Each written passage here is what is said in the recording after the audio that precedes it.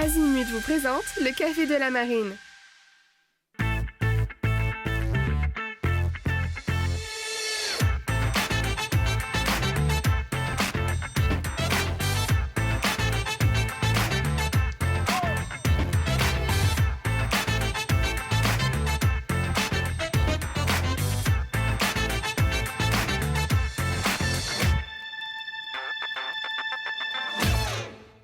Bonjour à tous et bienvenue dans le Café de la Marine. Bonjour Gilbert. Bonjour Virginie, bonjour à tous. Nous sommes ravis de vous retrouver si nombreux à la Cité de la Voile Éric Tabarly avec un café au parfum de Vendée Globe. À un peu plus d'un mois maintenant du départ de ce tour du monde sans assistance et sans escale, nos deux invités feront partie de l'aventure et ce sera leur toute première fois. C'est l'une des 6 femmes engagées dans cette édition et c'est à la force d'une volonté farouche qu'elle a validé son ticket d'entrée dans cette course légendaire à la barre d'un bateau de 2007 mais judicieusement optimisé. Lui s'élancera sur un IMOCA nouvelle génération à la ligne prometteuse, audacieuse, qualifié lui aussi au terme d'un chemin semé d'embûches. Il a fait preuve de pugnacité pour aller chercher sa place parmi les 33 concurrents qui s'élanceront des Sables d'Olonne le 8 novembre prochain. Isabelle Joschke et Armelle Tripon sont avec nous. On les accueille chaleureusement.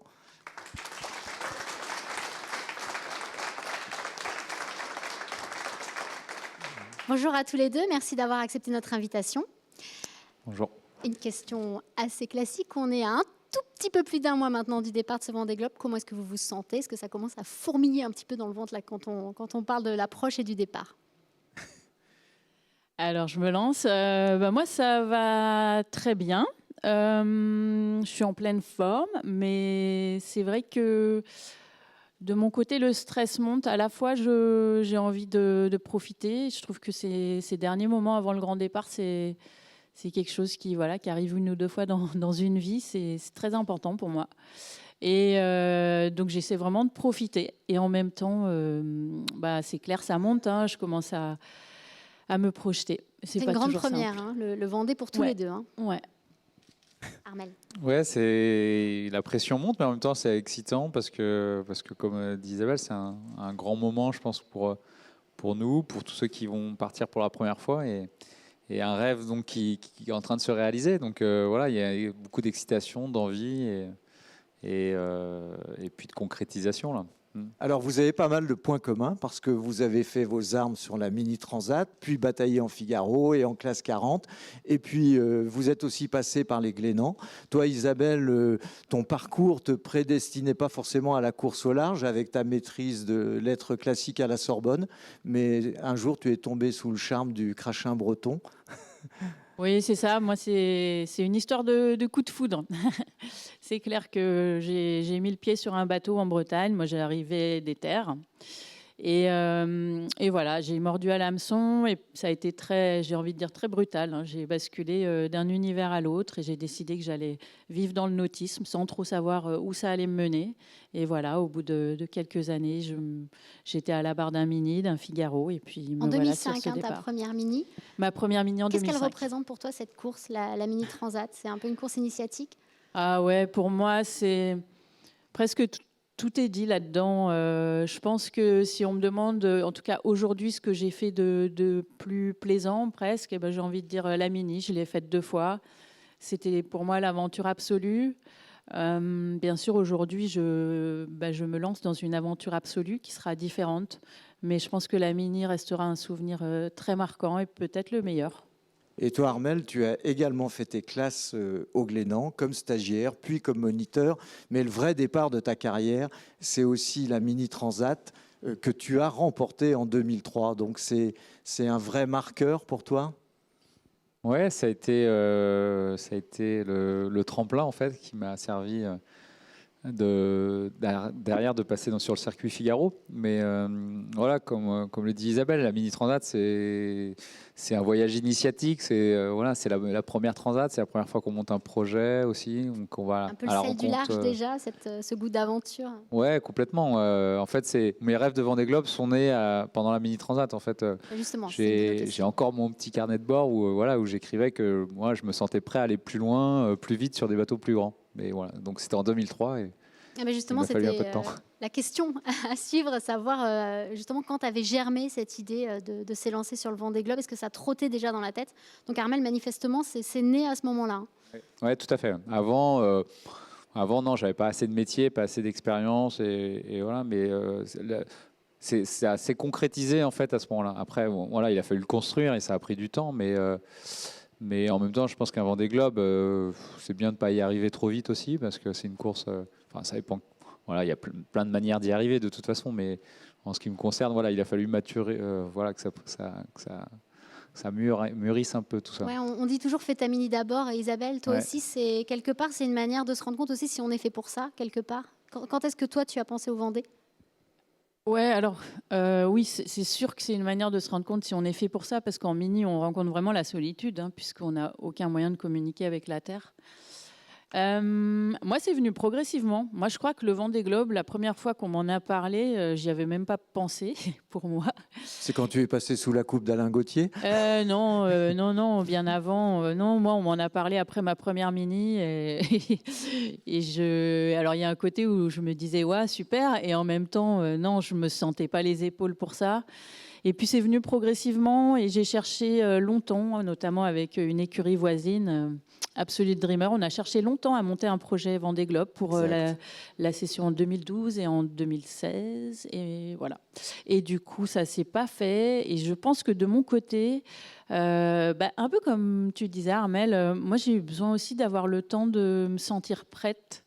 Et quand on m'a proposé de partir, c'était voilà, il y a eu un peu des coïncidences, mais c'était le moment où je me sentais C'était le prête. bon moment, ouais, c'était l'aboutissement finalement de plusieurs années de réflexion. Mais toi, Armel, tu as fait une entrée fracassante en multi 50 avec une belle victoire dans la Route du Rhum. Donc, le Vendée, c'est un changement d'option radical du coup? Ou est-ce que tu avais ça vraiment en tête?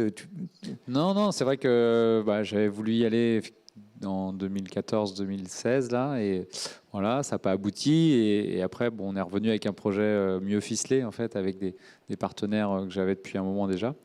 Et donc voilà, l'idée trottait quand même dans ma tête depuis un moment. Et donc voilà, après, est-ce que je referai du multi?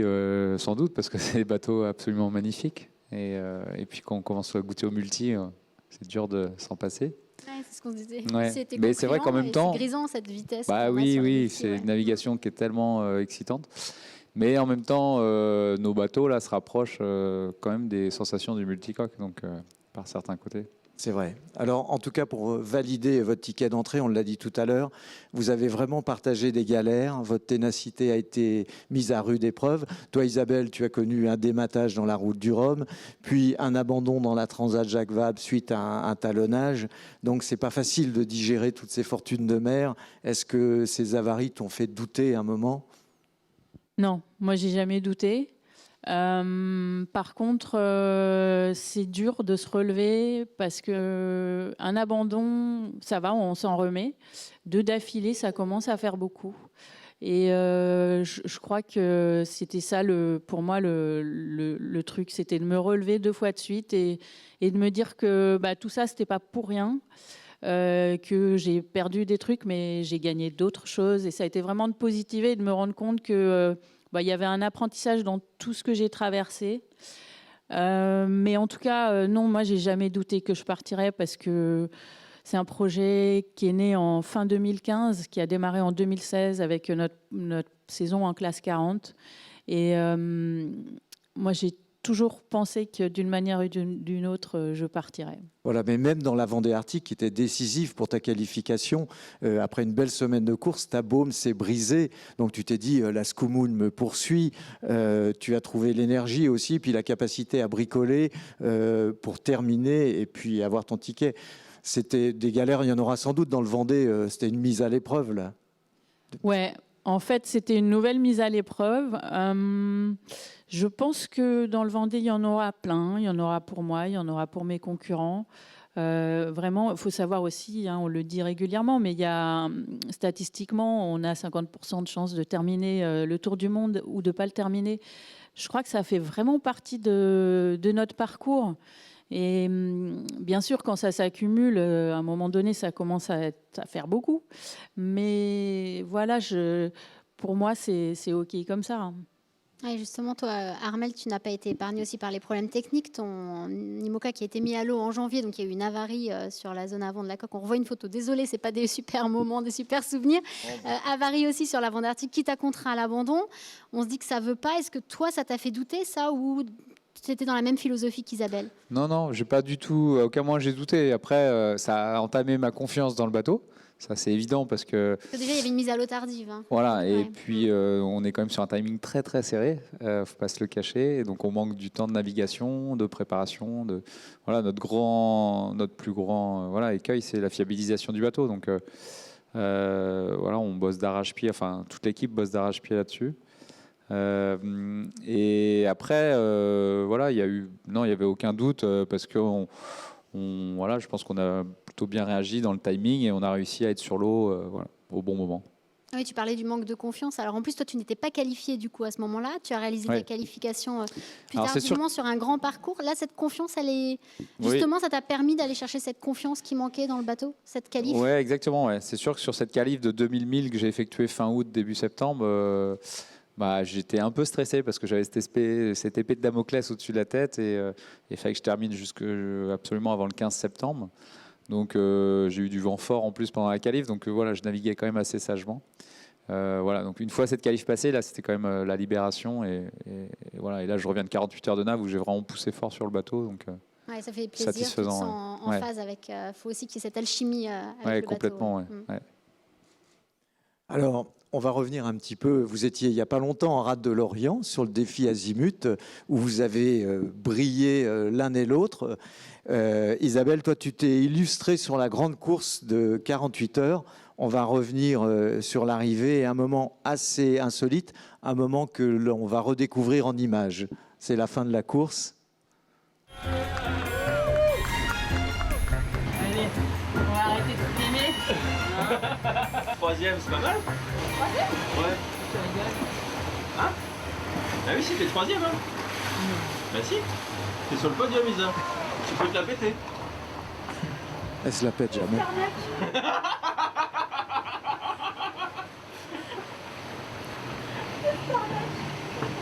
Enfin, hein, on est d'accord, Isa, elle est troisième, hein.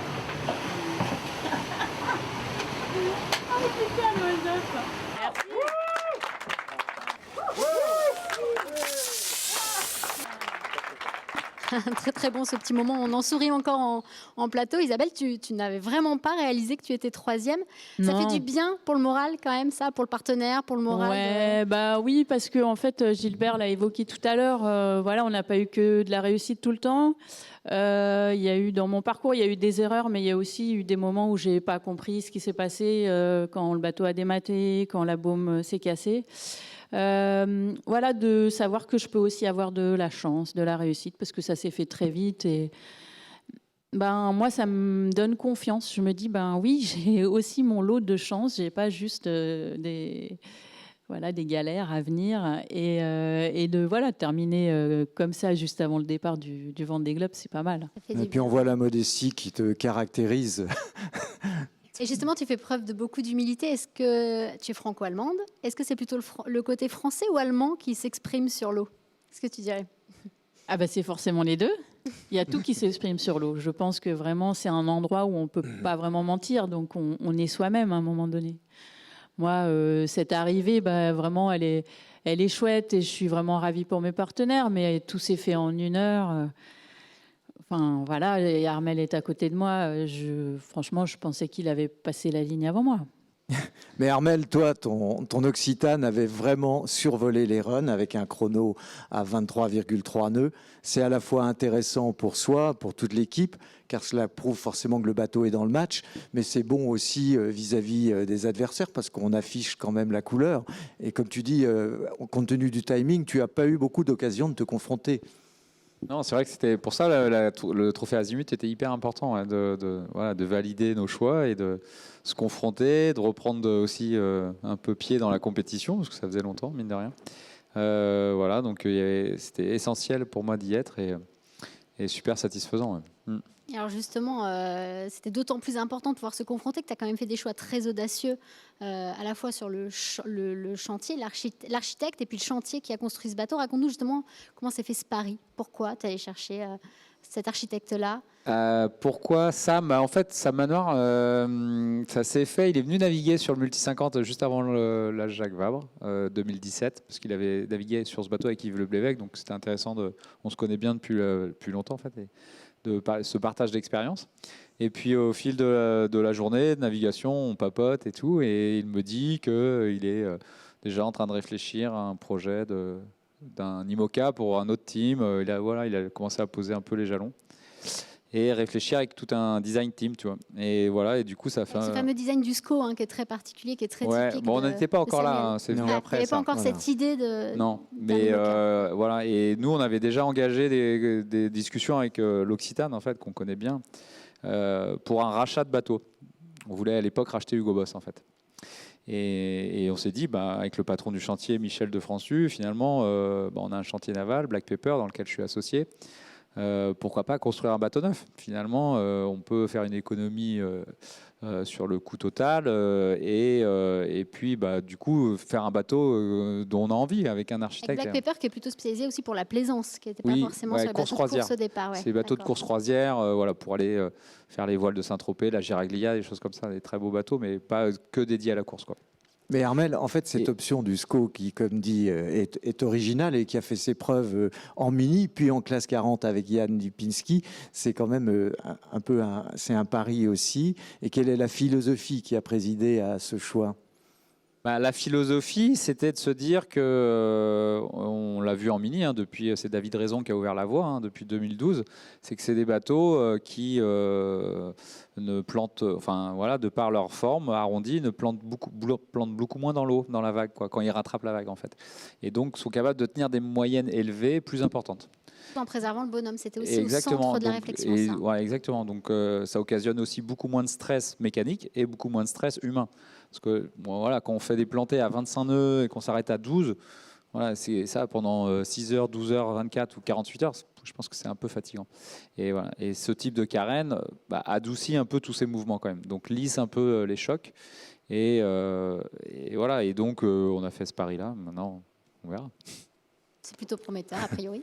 Alors Isabelle, toi tu navigues sur un bateau plus ancien, c'est l'ex-Safran qui était un plan Verdier VPLP, mais qui avait marqué aussi une rupture dans l'histoire des IMOCA.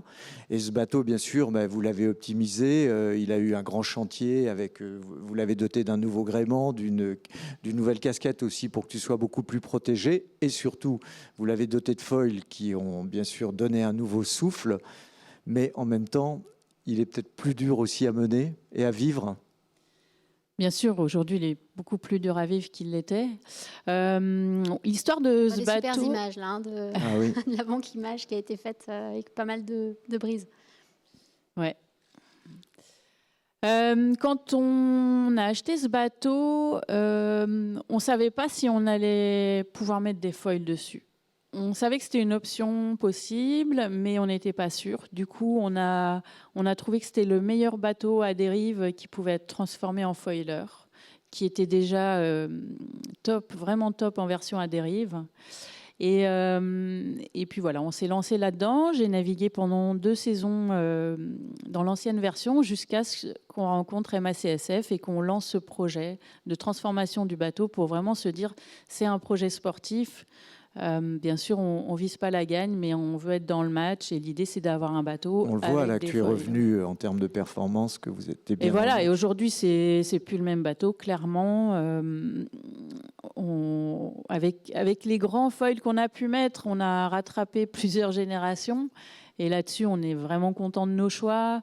On a changé le mât, on a quelque chose de plus fiable, de plus ergonomique aussi, parce que physiquement, ça va être dur. Donc l'idée, c'est d'économiser de l'énergie. La casquette, c'est très important pour la vie à bord. Et comme tu le disais, Gilbert, ça change évidemment le potentiel du bateau, mais la conséquence directe, c'est que je me retrouve avec un bateau qui est, allez, je le dis en rigolant, mais il est devenu invivable. C'est vraiment dur. À bord, et encore, moi j'ai un bateau qui est sage, donc je ne veux pas savoir comment c'est ailleurs. Alors vous allez partir quand même dans un contexte particulier compte tenu du Covid-19. Il y a évidemment toutes ces restrictions sur le village, mais vous allez aussi vous-même être confiné avec une règle qui n'est pas évidente, c'est-à-dire que vous allez être testé avant le départ. Si vous êtes testé positif, interdiction formelle de partir. Et même si l'un de vos proches est testé, et même de l'équipe technique vraiment restreinte est testé de façon positive, il y a 5 jours d'attente avant de pouvoir partir. Comment est-ce que vous vivez ça? Comment vous avez décidé, vous, de vous organiser avant ce départ? Est-ce que vous êtes confiné avec vos proches, tout seul, au sable, pas au sable? Comment vous faites? Donc moi, je serais confiné au sable, parce que j'avais loué une maison donc, pour les 3 semaines, de toute façon. Donc après, moi j'ai une famille avec des enfants, et je pense que je les verrai bien longtemps avant le départ. C'est le stress, ça, pour les familles aussi, quand même, la Ouais, pression oui, parce qu'ils de sont quand même priver d'un Vendée Globe. J'ai 2 ados qui sont en contact avec, voilà, et c'est pas facile pour eux, en plus je pense, d'être vigilants tout le temps, quoi. Donc voilà, ils seront à l'écart assez vite. Et puis, je pense que je serai confiné, je ne sais pas encore, tout seul ou avec ma femme, je ne sais pas, on va voir. C'est pas évident, hein. Isabelle? Moi, je serais confinée au sable aussi, toute seule. Et moi, je le vis bien parce que je trouve ça important d'avoir une période de calme avant un départ comme ça, pour faire le plein d'énergie. Donc, franchement, ça me va bien. Oui, du coup, vous aurez moins de sollicitations des médias et du public, puisque la dernière semaine, vous ne serez pas visible. Alors, Isabelle, je l'ai dit en entrée, il y a 6 femmes dans cette édition. Il n'y en avait aucune lors de la précédente.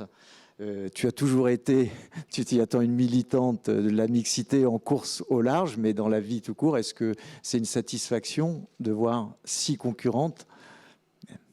Oui et non.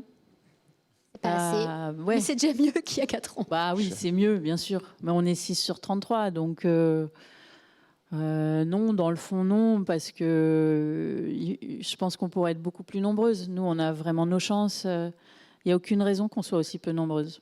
Donc non, je pense qu'on a encore un peu de travail. Alors c'est à tous les deux votre tout premier Vendée, on le disait au début de cette émission. Qu'est-ce qui ferait de ce Vendée-là un Vendée réussi pour vous?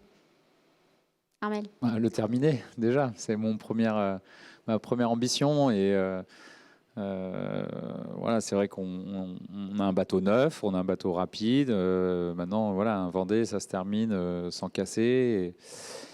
Et c'est la première des choses. Après, être compétitif et être dans le match, oui, bien sûr. Je pars pour une compétition qui est en même temps une aventure. Mais voilà, c'est avant tout une bagarre. Maintenant, j'ai bien confiance qu'on est dans un timing très serré et que le vrai défi, ça va être de pouvoir terminer sans casser avec un bateau qui reste fiable, quoi. Isabelle? Ouais, pour moi aussi, hein, clairement, c'est de terminer. Et comme pour Armel, il y a l'idée de terminer en étant dans le match le plus longtemps possible, parce qu'il y a plein de manières de terminer. Je pense vraiment, pour moi, c'est le plus important pour la MACSF, pour notre équipe. On a vraiment envie, vu tout le travail qui a été fourni, que le bateau y revienne et de boucler la boucle. Ce serait déjà une chance d'être dans cette première moitié. Maintenant, j'ai envie de me battre comme Armel, j'ai envie d'être dans le match. On est vraiment là pour le sport. Donc, c'est voilà, comment je vais terminer, c'est important aussi. Avant de se quitter, parce que ça passe très vite et que c'est on approche déjà à la fin de cette émission, un petit mot quand même de la solitaire du Figaro, avec une 3e étoile pour Armel Lecléache, qui rentre dans le cercle très fermé des triples vainqueurs de cette épreuve mythique. Oui, Virginie, mais non sans avoir tremblé dans une 3e étape au scénario complètement fou. Cette étape marathon, 4 jours, 4 nuits, entre Dunkerque et Saint-Nazaire, a été marquée par des rebondissements incessants, une valse des leaders au général virtuel. Au bout du suspense, l'opportuniste Fred Dutil, revenu des profondeurs du classement, a raflé la mise à Saint-Nazaire en passant à l'extérieur de Belle-Île. Armel Lecléache, 4e de l'étape, lui sauvait sa place de leader avec 10 minutes d'avance sur Dutil. Plusieurs marins, Sam Goodchild, Xavier Macaire, Yann Eliès, sont vraiment en droit de maudire Éole, tant ils ont été mal récompensés de leurs efforts après avoir navigué aux avant-postes. Faute de vent, le 4e acte a été annulé, provoquant peut-être la frustration de certains concurrents, mais évitant peut-être aussi un nouveau coup de théâtre. Il aurait été dommage que cette 51e édition se termine en loterie. Armel Lecléache, vainqueur en 2003 et 2010, a signé une 3e victoire méritée devant le doyen Fred Dutil qui faisait son retour cette année. Le Trinitain Tom Laperche, skipper espoir du team Bretagne CMB, complète le podium et il confirme son talent déjà entrevu l'an passé. Et voilà, et des coups de mistoufle, vous en avez certainement connu vous aussi dans votre carrière de marin. Il y en aura peut-être aussi sur le Vendée Globe, même s'il y aura aussi certainement beaucoup de vent au rendez-vous de ce superbe Tour du Monde. On rappelle, en solitaire, sans assistance, sans escale. 33 skippers au départ, ce sera le 8 novembre. Vous serez de la partie pour votre toute première fois. Merci beaucoup d'être venu sur ce plateau avant de rejoindre les Sables d'Olonne. Ça approche à grands pas. On vous souhaite évidemment le meilleur. On suivra votre parcours avec beaucoup d'attention. Et puis voilà, on espère vous voir revenir avec la banane aux Sables d'Olonne en janvier. Merci d'avoir été avec nous. Merci à tous pour ce Café de la Marine. Merci également à Tom et à Guillaume à la réalisation. Et puis Gilbert, nous on se retrouve dans une quinzaine de jours. On reparlera de ce Vendée Globe qui approche. Globe, bien sûr, et bon vent Isabelle et Armel. Merci beaucoup. Merci.